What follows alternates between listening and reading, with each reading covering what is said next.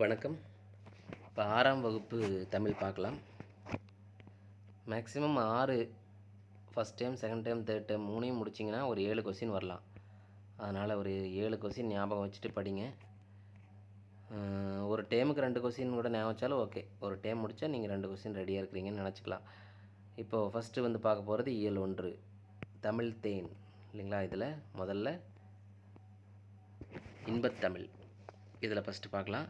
தமிழுக்கு அமுதென்று பேர், அந்த தமிழ் இன்பத் தமிழங்கள் உயிருக்கு நேர். தமிழுக்கு நிலவென்று பேர், இன்பத் தமிழங்கள் சமூகத்தின் விளைவுக்கு நீர். தமிழுக்கு மனமென்று பேர், இன்பத் தமிழங்கள் வாழ்வுக்கு நிருமித்த ஊர். தமிழங்கள் இளமைக்குப் பால், இன்பத் தமிழ் நல்ல புகழ்மிக்க புலவர்க்கு வேல். தமிழங்கள் உயர்வுக்கு வான், இன்பத் தமிழங்கள் அசதிக்கு சுடர்ந்த தேன். தமிழங்கள் அறிவுக்குத் தோல், இன்பத் தமிழங்கள் கவிதைக்கு வைரத்தின் வாள். இது பாடினது யார் அப்படின்னா பாரதிதாசன். இதில் முக்கியமானது கீழே பாருங்கள். பொருள் நிருமித்தனா உருவாக்கிய, விளைவு அப்படின்னா வளர்ச்சி, சமூகம் என்றால் மக்கள் குழு, அசதி அப்படின்னா சோர்வு இதை குறிக்குது. இதில் ஒரு சிலது பார்த்திங்கன்னா இந்த விளைவுக்கு நீர், அதுக்கப்புறம் பார்த்திங்கன்னா இளமைக்கு பால், புலவருக்கு வேல், அறிவுக்கு தோல், இந்த அறிவுக்கு தோல், இதெல்லாம் வந்து முக்கியமானதாக இருக்குது இல்லைங்களா. இதெல்லாம் பார்த்து வச்சுக்கணும். அடுத்தது பாரதிதாசன், அவரை பற்றிய குறிப்பு ரொம்ப முக்கியம். பாரதிதாசன் இயற்பெயர் சுப்பரத்தினம், இதெல்லாம் தெரிஞ்சது தான். பாரதியாரின் கவிதைகள் மீது கொண்ட பற்றின் காரணமாக தன் பெயரை பாரதிதாசன் என மாற்றிக்கொண்டார். தம் கவிதைகளில் பெண் கல்வி, கைம்பெண் மறுமணம், பொது உடைமை பகுத்தறிவு முதலான புரட்சிகரமான கருத்துக்களை பாடுபொருளாக பாடியுள்ளார். எனவே இவர் புரட்சிக்கவி அப்படின்னு போற்றப்படுகிறார். இவர் பாவேந்தர் என்று சிறப்பிக்கப்படுகிறார். இவருடைய பாடல்கள் பாரதிதாசன் கவிதைகள் என்ற நூலில் தமிழ் என்ற தலைப்பில் இடம்பெற்றுள்ளது. இது வந்து பாரதிதாசன் கவிதைகள் தமிழ் என்ற தலைப்பு இருக்குங்கிறத மட்டும் ஞாபகம் வச்சுக்கலாம். பாரதிதாசனுடைய கவிதைகள் தமிழ் என்ற தலைப்பு இருக்குது அப்படின்னு மட்டும் ஞாபகம் வச்சுக்கலாம். அடுத்தது இது முக்கியம். தமிழே உயிரே வணக்கம், தாய்ப்பிள்ளை உறவம்மா உனக்கும் எனக்கும், அமிழ்தே நீ இல்லை என்றால் அத்தனையும் வாழ்வில் கசக்கும் புளிக்கும், தமிழே உன்னை நினைக்கும் தமிழன் என் நெஞ்சம் இனிக்கும் இனிக்கும். இது சொன்னது யார் அப்படின்னா கவிஞர் காசி ஆனந்தன். இது எப்படி ஞாபகம் வச்சுக்கலாம்? அதாவது நெஞ்சம் இனிக்கும் இனிக்கும் சொன்னால் ஆனந்தமாக இருக்கும், இனித்தல் ஆனந்தம் அப்படின்னு ஏதாவது ஞாபகம் வச்சுக்கலாம்.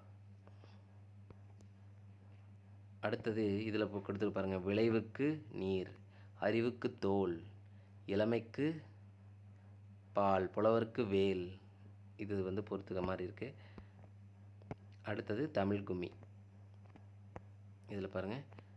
கொட்டுங்கடி கும்மி கொட்டுங்கடி, இளம் கோதையரை கும்மி கொட்டுங்கடி, நிலம் 8 திசை இளம் செந்தமிழின் புகழ் இட்டிடவே கும்மி கொட்டுங்கடி, ஊழி பலநூறு கண்டதுவாம், அறிவு ஊற்றணும் நூல் பல கொண்டதுவாம், பெரும் ஆழி பெருக்கிற்கும் காலத்திற்கும் முற்றும் அழியாமலே நிலை நின்றதுவாம், பொய் அகற்றும் உள்ள பூட்டகற்றும் அன்பு பூண்டவரின் இன்ப பாட்டிருக்கும், உயிர் மெய்ப்புகட்டும் மர மேன்மைகிட்டும் அந்த மேதினி வாழ்வினில் காட்டிருக்கும் அப்படின்னு சொல்லி பெருஞ்சித்திரனார் பாடியிருக்கார். கும்மி பாட்டு. இதில் ஊழி இந்த சொல், ஆழிப்பெருக்கு, மேதினி இதுக்கெல்லாம் என்ன பொருள்னு பார்த்து வச்சுக்கணும். பாருங்கள். இதில் ஆழிப்பெருக்குன்னு என்ன? கடல் கோள். மேதினா உலகம். ஊழினா நீண்டதொரு காலம். உள்ள பூட்டு என்றால் அறிய விரும்பாமை. இதெல்லாம் தெரிஞ்சிருக்கணும். அடுத்தது இந்த பாக்ஸ். நூல்வெளி தான் கண்டிப்பாக. அதாவது நான் 7 கேள்வி சொன்னேன் இல்லைங்களா, இதில் நூல்வெளியில் தான் அதிகமான கேள்வி இருக்கும். ஏன்னா பாக்ஸ் தான் ரொம்ப முக்கியம். தமிழாக இருந்தாலும் பாக்ஸ் தான் ரொம்ப முக்கியம், ஜிஎஸ்ஸாக இருந்தாலும் பாக்ஸ் ரொம்ப முக்கியம். பெருஞ்சித்தனாருடைய இயற்பெயர் மாணிக்கம். இவர் பாவலரேறு என்ற சிறப்பு பெயரால் அழைக்கப்படுகிறார். கனிச்சாறு, கொய்யாக்கனி, பாவியக்கொத்து, நூறாசிரியம் முதலான நூல்களை இயற்றியுள்ளார். தென்மொழி, தமிழ்ச்சிட்டு, தமிழ்நிலம் என்று சொல்லக்கூடிய இதழ்களை நடத்தினார். அவர் நடத்திய இதழ்கள் எதுன்னு கேட்கலாம். தென்மொழி, தமிழ்ச்சிட்டு, தமிழ்நிலம்ங்கிறது இதழ்கள்ங்கிறது ஞாபகம் வச்சுக்கணும். அதுக்கப்புறம் தனித்தமிழையும் தமிழ் உணர்வையும் பரப்பிய பாவலர். இதுதான் பிரச்சனை. ஏன்னா இந்த வரி கொடுத்துருவாங்க மொட்டையாக, இது எல்லாருமே பண்ணியிருப்பாங்க. இருந்தாலும் நம்ம புக்கில் இந்த வேலை யார், இந்த லைன் யாருக்கு கொடுத்துருக்காங்கிறது முக்கியம். எல்லாருமே தனித்தமிழையும் தமிழ் உணர்வையும் பரப்பியிருப்பாங்க, ஆனால் பெருஞ்சித்திரனாருங்கிறது தான் முக்கியம். ஏன்னா புக்கில் அந்த லைன் இருக்குது, அதனால் ஒரே ஒரு லைன் கொடுப்பாங்க. தனித்தமிழையும் தமிழ் உணர்வையும் பரப்பிய பாவலர் யார் என்றால் பெருஞ்சித்திரனாரை தான் குறிக்கும். அப்புறம் கனிச்சாறு என்ற நூலில் வந்து இவரோட பாடல் இருக்குது. இது மொத்தமாக எத்தனை தொகுதிகளாக வெளிவந்துள்ளதுங்கிற ரொம்ப முக்கியம். கனிச்சாறு 8 தொகுதிகளாக வெளிவந்துள்ளது. இது தமிழோட நிறைந்த பாடல்களை கொண்டது.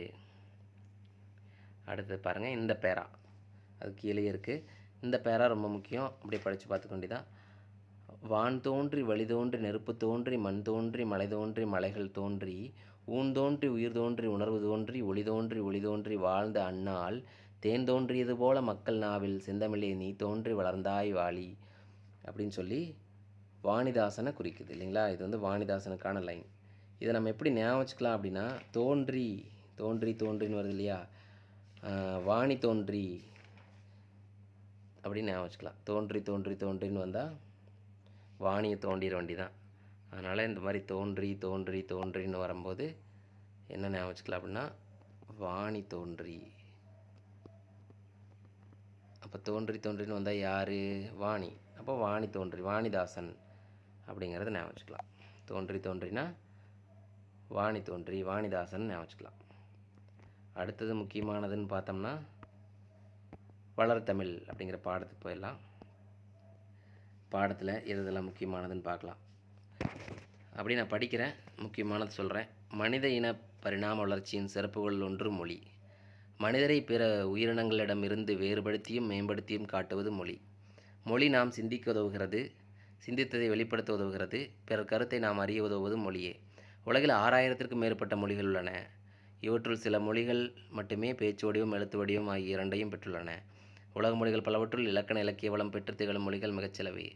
அவற்றுள் செம்மைமிக்க மொழி என ஏற்றுக்கொள்ளப்பட்டவை சில மொழிகளே. தமிழ் மொழி அத்தகு சிறப்புமிக்க செம்மொழியாகும். தமிழ் இலக்கியங்கள் இனிமையானவை, ஓசை இனிமை, சொல்லினிமை, பொருளினிமை கொண்டவை.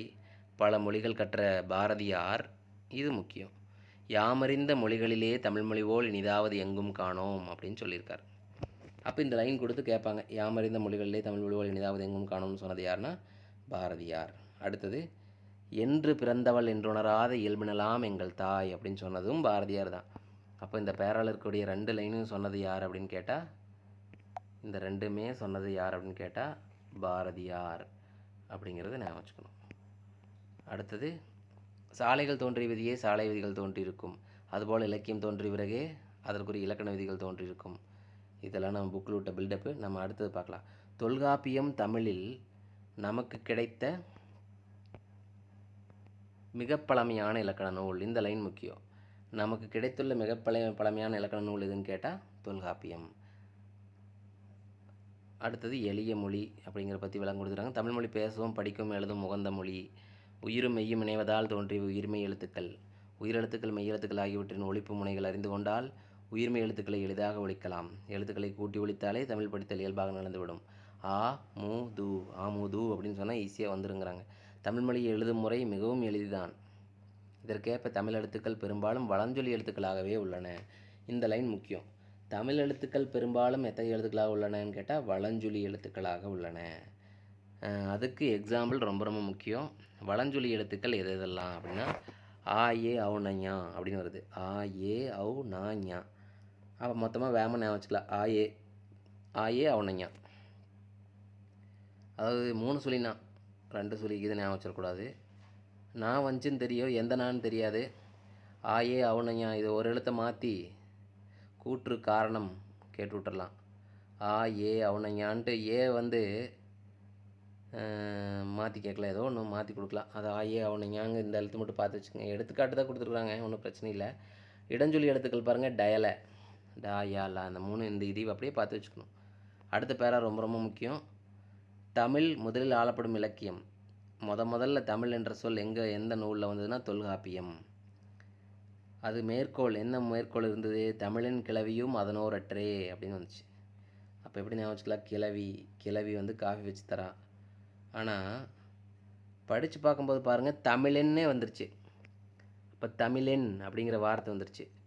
அப்போ தமிழன்னு நம்ம என்ன நினச்சிக்கோ, தமிழன் என்ற சொல் தான் இதில் வந்திருக்குன்னு நினச்சக்கூடாது. தமிழன் கிளவியும் 11 தமிழனை குறிக்கல, தமிழை குறிக்குது. இதை கொஞ்சம் தெளிவாக பார்த்துக்கணும். ஏன்னா இந்த லைனை கொடுத்துட்டு இந்த எந்த சொல் இதில் இடம்பெற்றிருக்குன்னா தமிழன் எழுதிடக்கூடாது, தமிழ். அடுத்து தமிழ்நாடு, சிலப்பதிகாரம், வஞ்சிக்காண்டம், இந்த 2ல் முதல்ல இடம்பெற்றிருந்தது. இமிழ்கடல் வேலியை தமிழ்நாடாக்கி இது நீ ஹரிதினை ஆயின், இதில் தமிழ்நாடுன்னு வந்துருச்சு இல்லையா. இது எப்படி ஞாபகம் வச்சுக்கலாம், சிலப்பதிகாரத்தில் ஒரு வஞ்சி வரா இல்லையா, அதனால் சிலப்பதிகாரம் வஞ்சி காண்டம், அதில் தமிழ்நாடு வருது. அடுத்தது தமிழன் கண்டாய் அப்படின்னு சொல்லி எதில் வருது அப்படின்னா அப்பர் தேவாரம். அதாவது தமிழன் கண்டா அப்பீர்லான்னு சொல்கிறாங்களாட்டிருக்கு. தமிழன் கண்டாய் அப்படின்னா அப்பீரு, அப்பர் தேவாரம். அது என்ன அப்படின்னா திருத்தாண்டகம். அதாவது தாண்டவம் ஆடுறாங்க, திருத்தாண்டவம். தமிழன் கண்டாய் அப்படின்னா அப்பர் தேவாரத்தில் வருது, தமிழனை குறிக்குது அப்படிங்கிறத ஞாபகம் வச்சுக்கணும். உங்களுக்கு ஏற்ற மாதிரி ஷார்ட்கட் கண்டுபிடிச்சிக்கலாம். அடுத்தது அதோடைய சீர்மையை குறிக்குது. என்னன்னு பாருங்கள். சீர்மை என்பது ஒழுங்குமுறையை குறிக்கும் சொல்.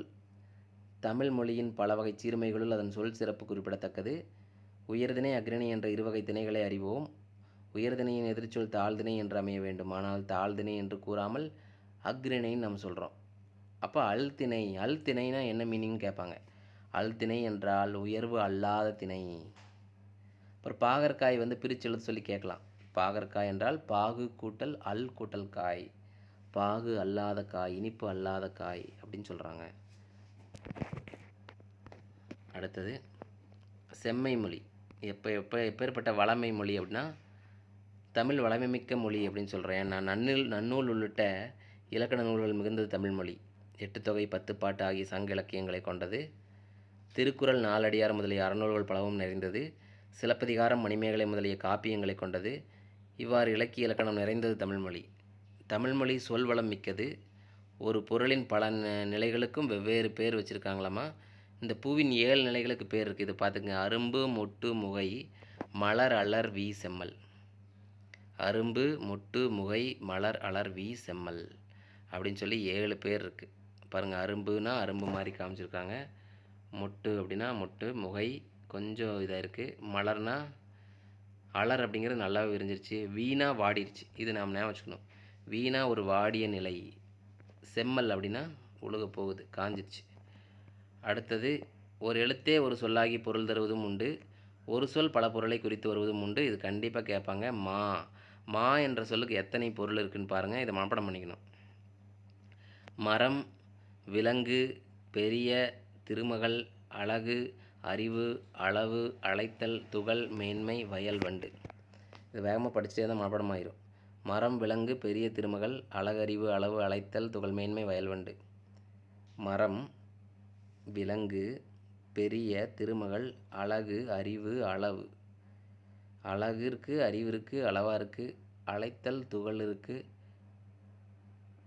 துகள், மேன்மை, வயல், வண்டு. ரெண்டாக கூட ஞாபகம் வச்சுக்கலாம். எப்படின்னா மரம், விலங்கு, மரத்துக்கிட்ட விலங்கு இருக்குது. பெரிய திருமகள் இருக்கிறா, அவள் அழகாக இருக்கிறா, அறிவாக இருக்கிறா, அளவு, அழைத்தல், துகள், மேன்மை, வயல், வண்டு. இதெல்லாம் ரெண்டாக சேர்த்து ஞாபகம் வச்சுக்கலாம். அடுத்தது வளர்மொழி. தமிழுக்கு முத்தமிழ் என்ற சிறப்பு பெயர் உண்டு. இயல் தமிழ் எண்ணத்தை வெளிப்படுத்துகிறது. இசைத்தமிழ் உள்ளத்தை மகிழ்விக்கிறது. நாடகத்தமிழ் உணர்வில் கலந்து நிறை குறைகளை சுட்டி காட்டுகிறது. தமிழில் காலந்தோறும் பல வகையான இலக்கிய வடிவங்கள் புதிதாக உருவாகி வருகின்றன. செய்யுள், கவிதை, புதுக்கவிதை, துளிப்பா போன்றன தமிழ் கவிதை வடிவங்கள். கட்டுரை, புதினம், சிறுகதை போன்றவை உரைநடை வடிவங்கள். தற்போது அறிவியல் தமிழ், கணினி தமிழ் போன்றவையும் வளர்ந்துட்டு வருதுன்னு சொல்கிறாங்க. அடுத்தது இது வந்து பொறுத்துகளை கேட்பாங்க. தாவர இலைப்பெயர்கள் என்னென்ன அப்படின்னா ஆல், அரசு, மா, பலா, வாழை இலை. அப்போ ஒன்றொன்னா சேர்த்து மனப்பாடம் பண்ணும்போது ஒன்றொன்னா மனப்பாடம் பண்ணால் நல்லது. ஆளிலை, அரசு இலை, மா இலை, பலா இலை, வாழை இலை. இப்படி சொல்லி பார்த்துட்டா டக்குன்னு எக்ஸாம்பிள் ஞாபகம் வரும். ஆளிலை, அரச இலை, மா இலை, பலா இலை, வாழை இலைன்னு படிச்சிடணும். அடுத்து அகத்திக்கீரை, பசலைக்கீரை, முருங்கைக்கீரைன்னு படிச்சிடணும். அப்போ தான் சொல்லி பார்க்கும்போதே ஞாபகம் வந்துடும். அருகம்புல், கோரைப்புல், நெல்தாள், வரகுத்தாள், மல்லித்தலை, சப்பாத்தி கள்ளி மடல், தாளை மடல். ரெண்டையும் ஒட்டுக்க தனித்தனியாக படிக்கணும். சப்பாத்தி கள்ளி மடல், தாளை மடல். கரும்புத்தொகை, நாணல் தொகை, பனையோலை, தென்னையோலை, கமுகங்கூந்தல் அல்லது பாக்கு, அது வந்து கூந்தல்னு சொல்கிறாங்க. அப்புறம் புதுமை மொழி. இன்றைய அறிவியல் தொழில்நுட்ப வளர்ச்சிக்கு ஏற்ப தமிழில் புதிய கலைச்சொற்கள் உருவாகி வருகிறது. இணையம், முகநூல், புலனம், குரல் தேடல், தேடுபொறி, செயலி, தொடுதிரை முதலான சொற்களை இதற்கு எடுத்துக்காட்டாக கூறலாம். சமூக ஊடகங்களான செய்தித்தாள், வானொலி, தொலைக்காட்சி ஆகியவற்றிலும் பயன்படுத்தத்தக்க மொழியாக விளங்குகிறது தமிழ்மொழி. அறிவியல் தொழில்நுட்ப மொழி.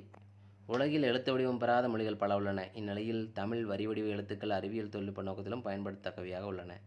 இதெல்லாம் கேட்க மாட்டாங்க, சும்மா படித்து பார்த்துக்க வேண்டியதான். அடுத்தது கீழே இது கேட்பாங்க. ஒவ்வொரு எழுத்துக்கும் அந்த எண்களுக்கும் உள்ள இது. 1னா கா, 2னா ஊ மாதிரி இருக்கு இல்லையா, 3னா ஙா, 4னா சா மாதிரி இருக்குது, அப்படியே மேலே கொஞ்சம் இது பண்ணியிருக்கு. 5னா ரூ மாதிரி இருக்குது, 5 ரூபாயின்னு கூட ஞாபகம் வச்சுக்கோங்க.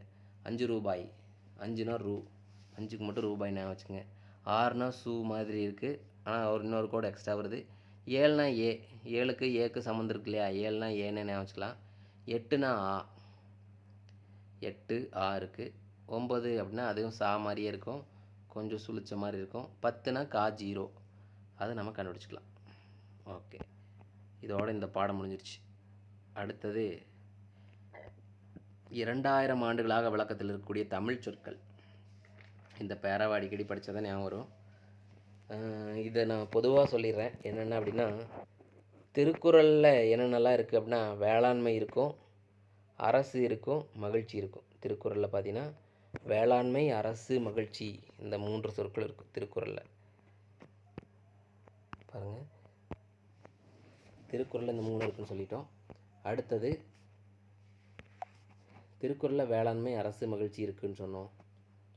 அடுத்தது குறுந்தொகையில் என்ன இருக்குன்னா, மீன் இருக்கும், பாம்பு, முதலை, இதை செய் அப்படிங்கிற வார்த்தையெல்லாம் இருக்கும். மீன் இருக்கும், பாம்பு, முதலை, செய், இந்த வார்த்தையெல்லாம் இருக்கும். அகநானூறில் என்ன இருக்குன்னா, கோடை அப்படிங்கிற வார்த்தை இருக்கும், மருந்து அப்படிங்கிற வார்த்தை இருக்குது. அகநானூறு கோடை மருந்து, அகத்திற்கு நல்லது, கோடை மருந்து அப்படின்னு சொல்லலாம். கலித்தொகையில் வேளாண்மை மட்டும் இருக்கும். கலித்தொகைனா வேளாண்மை அப்படிங்கிற வார்த்தை மட்டும் இருக்கும். கலித்தொகை வேளாண்மை. பதிற்று 10ல் வெள்ளம், வெள்ளம் 10 ரூபா. பதிற்று 10ல் வெள்ளம் அப்படிங்கிற வார்த்தை மட்டும் இருக்கும், வெள்ளம். திருமுருகாற்றுப்படையில் உலகம், முருகர் வந்து உலகத்தையே சுற்றி வருவார் இல்லையா, திருமுருகாற்றுப்படை அப்படின்னா உலகம் அப்படிங்கிற வார்த்தை இருக்கும். பெரும்பானாற்றுப்படையில் பார் அப்படிங்கிற வார்த்தை இருக்கும். பெரிய படையை பார், பெரும்பானாற்றுப்படை, பெரும்பானாற்றுப்படையை பார், பெரும்படையை பார். பெரும்பானாற்றுப்படையில் பாருங்கிற வார்த்தை இடம்பெற்றிருந்தது. இதெல்லாம் 2000 ஆண்டுகளுக்கு முன்னாடி வரைக்கும் பயன்படுத்த 2000 ஆண்டுக்கு முன்னாடி இருந்தே இருக்குது, வழக்கத்தில் இருக்குது. அடுத்து நற்றிணையில் உழவர் அப்படிங்கிற வார்த்தை இருக்கும். நற்றிணையில் உழவர் அப்படிங்கிற சொல் இருக்கும். நற்றிணையில் வந்து பார்த்திங்கன்னா, நற்றிணை அதில் உழவர் அப்படிங்கிற சொல் இருக்கும். ஓகே, மீதி எல்லாம் வந்து தொல்காப்பியத்தில் தான் இருக்குது. மீதி எல்லா சொற்களும் தொல்காப்பியத்தில் இருக்குது. தொல்காப்பியத்தில் இருக்கிற சொல்லெல்லாம் தனியாக மனப்பாடம் பண்ணிடணும். தொல்காப்பியத்துலேயே நிறையா இருக்கும். என்னென்ன தொல்காப்பியத்தில் இருக்குது அப்படின்னா, ஒளி, அடுத்தது ஒளி இருக்குது, உயிர், உலகம், ஒளி, உயிர், உலகம், அன்பு, மகிழ்ச்சி, ஊர், செல், புகழ், முடி. ஒளி, உயிர், உலகம், அன்பு, மகிழ்ச்சி, ஊர், செல், புகழ், முடி. ஒளி, உயிர், உலகம், அன்பு, மகிழ்ச்சி, ஊர், செல், புகழ், முடி. இதெல்லாமே தொல்காப்பியத்தில் வழக்கத்தில் இருந்த சொற்கள். இதில் நிறைய வந்து பார்த்திங்கன்னா ஒவ்வொரு தனியாக அதிகாரத்துலேயும் இருக்குது. இப்போ ஒளி, உயிர், உலகம் இந்த 3மே வந்து பார்த்திங்கன்னா கிளவி ஆக்கம் அப்படிங்கிறதுல இருக்கும். அன்பு, மகிழ்ச்சி, அன்புங்கிறது களவியல், மகிழ்ச்சிங்கிறது கற்பியல், ஊருங்கிறது அகத்திணை, செல்லுங்கிறது புறத்திணை, புகழ்ங்கிறது வேற்றுமை இயல், முடிங்கிறது வினையியல். இதிலெல்லாம் லைனாக இருக்கும். அப்போ இது தொல்காப்பியத்தில் இதெல்லாம் இருக்குங்கிறத நம்ம மனப்பாடம் பண்ணிக்கணும். இந்த மாதிரி தனியாக பிரித்து மனப்பாடம் பண்ணிக்கணும். அடுத்தது போயிடலாம். அடுத்தது பாருங்கள், நீண்ட நீண்ட காலம் நீ நீடு வாழ வேண்டும், வானம் தீண்டும் தூரம் நீ வளர்ந்து வாழ வேண்டும், அன்பு வேண்டும், அறிவு வேண்டும், பண்பு வேண்டும், பரிவு வேண்டும், 8 திக்கும் புகழ வேண்டும், எடுத்துக்காட்டு ஆக வேண்டும், உலகு பார்க்க உனது பெயரை நிலவு தாளில் எழுத வேண்டும், சர்க்கரை தமிழ் அள்ளி அள்ளி தாலாட்டு நான் சொல்லி சொல்லி, பிறந்தநாள் வாழ்த்துக்கள், பிறந்தநாள் வாழ்த்துக்கள். இது யார் சொல்கிறான்னா அறிவுமதி. இப்போ அறிவுமதி தானே சொல்கிறாரு. அப்போ அறிவுமதியின் பிறந்தநாள் வாழ்த்துக்கள் அப்படின்னு ஞாபகம் சொல்கிறது யாருன்னா அறிவுமதி. அப்போ அறிவுமதியின் பிறந்தநாள் வாழ்த்துக்கள் அப்படின்னு சொல்லி இதை நம்ம ஞாபகம் வச்சுக்கலாம். பிறந்தநாள் வாழ்த்து சொல்கிறது யார்? அறிவுமதி. அடுத்த பாடம் போயிடலாம். கனவு பலித்தது. இயல் 1 கனவு பலித்தது. இதில் பெருசாக ஒன்றும் இல்லை, நம்ம அப்படியே போகிறோம். அடுத்தது இந்த பேராவில் எதை பற்றியெல்லாம் முக்கியமாக சொல்லிக்கிறாங்களோ அதை மட்டும் பார்த்துடலாம். மற்றதெல்லாம் தேவையில்லை. எதை பற்றி மட்டும் சொல்லிக்கிறாங்கன்னு மட்டும் பார்த்துட்டு போயிடலாம். எந்த பாடத்தில் ஏதாவது ஒரு முக்கியமான வரிகள் இருக்கும் இல்லையா, அதை மட்டும் பார்த்துட்டு போயிடலாம். இருங்க, இதில் முக்கியமான வரி அப்படின்னு பார்த்தோம்னா இந்த பேரா நிலம் நீர் தீ, அது இதில் இருக்கு இல்லையா, இதை மட்டும் பார்க்கணும். நிலம் நீர் நெருப்பு காற்று ஆகாயம் என்ற 5ம் கலந்தது இந்த உலகம் என்பது அறிவியல் உண்மை. தொல்காப்பியர் தமது தொல்காப்பியம் என்ற நூலில் இந்த கருத்தை குறிப்பிட்டுள்ளார். மேலும் உலக உயிர்களை ஓரறிவு முதல் 6 அறிவு வரை வகைப்படுத்தியுள்ளார். அடுத்த லைன் முக்கியம். கடல் நீர் ஆவியாகி மேகமாகும், பின்னர் மேகம் குளிர்ந்து மழையாக பொழியும். பழந்தமிழர் இலக்கியங்களான முல்லைப்பாட்டு, பரிபாடல், திருக்குறள், கார்40, திருப்பாவை போன்ற நூல்களில் இந்த மேகம் குளிர்ந்து மழையாக பொழியும்னு சொல்லியிருக்காங்களாம். எதில்? முல்லைப்பாட்டில் இருக்குது, பரிபாடல் இருக்குது, திருக்குறள், கார்40, திருப்பாவை இதிலெல்லாம் இருக்குது. இதில் நம்ம லைனை எப்படி ஞாபகம் வச்சுக்கலாம்னா, ஃபஸ்ட்டு திருக்குறள் ஞாபகம் வச்சுக்கலாம், 2வது திருப்பாவை, 3வது கார்40, 4வது முல்லைப்பாட்டு, 5வது பரிபாடல் ஞாபகம் வச்சுக்கலாம். திருக்குறள், திருப்பாவை, கார்40, முல்லைப்பாட்டு, பரிபாடல். ஏன் அப்படி ஞாபகம்னா, ஒரு ஷார்ட்கட் இதில் நம்ம வச்சுக்கலாம். என்னென்னா, திருவும் பாவையும் காரில் போகும்போது அந்த காரில் வந்து முள்ளேறிடுச்சு, அதை பறித்து போட்டு வண்டி எடுத்துகிட்டு போயிடுறாங்கன்னு ஞாபகம் வச்சுக்கலாம். திருவும் பாவையும் திருக்குறள் திருப்பாவை. கார் எடுத்துகிட்டு போகும்போதுனா கார்40, முள் ஏறிடுச்சுன்னா முல்லைப்பாட்டு, பறிச்சுட்டு ஏறி போகிறனா பரிபாடல். இதெல்லாம் ஞாபகம் வச்சுக்கலாம். திருவும் பாவையும் திருப்பாவை திருக்குறள் கார்40 முல்லைப்பாட்டு பரிபாடல் இதெல்லாம் வருது. அடுத்தது அடுத்த பேரா இதில் எது முக்கியம் அப்படின்னா, ஆழ அமைக்கி மோக்கினும் ஆழ்கடல் நீர் நாளை முகவாது 4 நாளின்னு சொன்னது யாருன்னு கேட்டால் ஔவையார். ஆழ அமைக்கி மொக்கினும் ஆழ்கடல் நீர் நாளை முகவாது 4 நாளின்னு சொன்னது யாருன்னா ஔவையார். இது முக்கியம்.